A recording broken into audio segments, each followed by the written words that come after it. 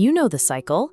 You wake up exhausted, force yourself out of bed, rely on 3 cups of coffee just to function, and by 3 p.m., you're fighting off brain fog and sluggish digestion. We usually try to fix this fatigue with crash diets, heavy exercise, or weekend detoxes. Those interventions fail because they ignore the baseline rhythm of how our bodies actually operate from hour to hour. In Ayurveda, there is a 5,000-year-old framework called Dinacharya, which translates to daily routine. The premise is simple.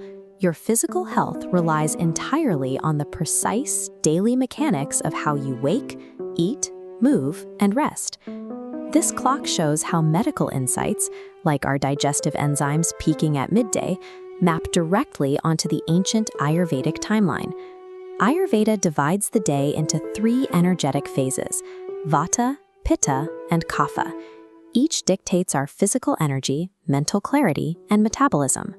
Chronic fatigue persists because our chaotic modern habits run in opposition to this inherent natural rhythm. The Ayurvedic routine begins before the sun comes up. At this hour, the environment is completely still and the air is at its freshest. This period, roughly 90 minutes before sunrise, is called Brahma Muhurta. Because this window is governed by the light, airy energy of the Vata phase, waking up right now physically requires less effort than dragging yourself out of bed later during the heavy, sluggish hours of the morning.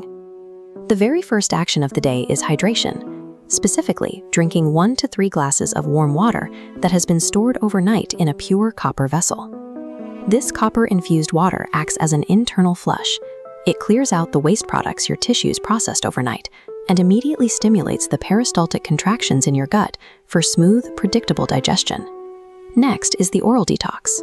While you slept, your body pushed toxins up onto the surface of your tongue, a coating Ayurveda calls ama.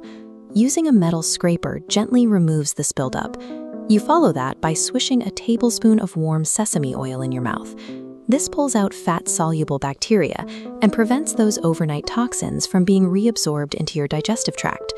Together, these specific morning actions gently transition your body out of a passive state of rest. You actively trigger your elimination systems, clearing the biological slate for the day ahead.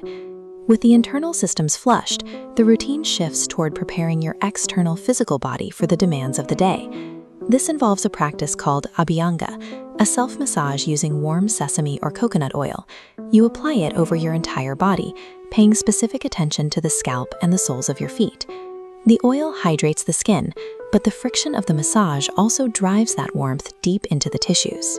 It directly calms the central nervous system while stimulating blood flow and lymphatic drainage. Then comes movement, or vayama.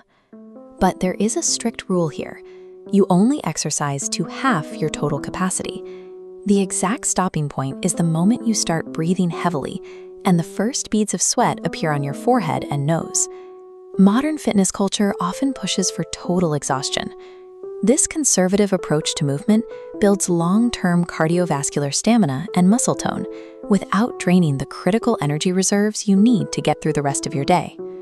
As morning turns to afternoon, we enter the Pitta phase. Between 12 p.m. and 1 p.m., the sun reaches its absolute highest point, directly overhead. Ayurveda draws a direct parallel between that external heat and your internal heat, known as Agni, or digestive fire. At this exact hour, your biological capacity to break down and assimilate food is at its absolute peak. This leads to a practice that goes entirely against modern Western habits. You eat your largest, most calorie-dense meal of the day right now, for lunch, rather than waiting for a massive dinner.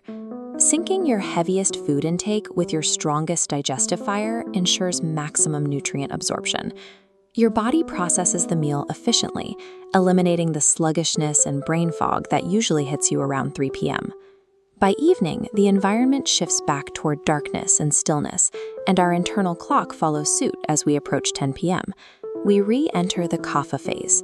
The biological energy naturally becomes heavy and grounding, physically slowing down the body's systems and signaling the brain that it's time for sleep. To support this transition, dinner is kept extremely light and eaten at least 3 hours before bed.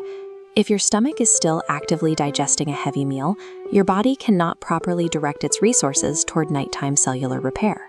The final action of the day is a simple ritual, massaging a few drops of warm oil onto the soles of your feet. This physically draws circulation away from an overactive mind and triggers the parasympathetic nervous system to induce deep, restorative sleep.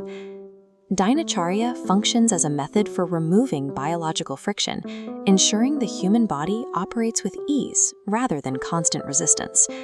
You don't have to overhaul your entire life overnight. Try starting small tomorrow. Wake up 15 minutes earlier, or try scraping your tongue. Subscribe, leave a like, and tell us in the comments below which Ayurvedic habit you plan to try first.